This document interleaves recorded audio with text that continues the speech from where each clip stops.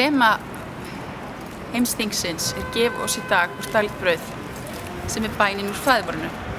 Og við erum að skoða hvernig daglegt brauð lítur út á ólíkum stöðum í heiminum og hvað það sem kemur í veg fyrir að fólk fái sitt daglega brauð sem það þarf til að lifa lífi sem heilbrigt og nærandi og gott. Og eitt af því sem rænir fólki sínu daglega brauði ranglæti sem viðgengst til dæmis í fjármálakerfinu og við sjáum það til dæmis birtast í ólögmætum skuldum þjóðríkja. Hvernig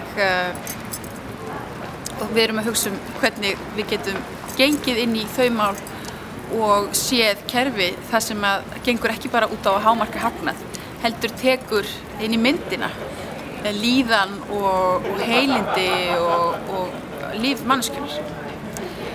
Og þetta var meðal annars það sem við íhugðum í helgisundin í morgun, hvernig hinn fátæku í heiminum eru alltaf með okkur og hvernig við erum alltaf kölluð til þess að ganga með þeim og setja okkur inn í þeirra aðstæður og leiða til breytingar.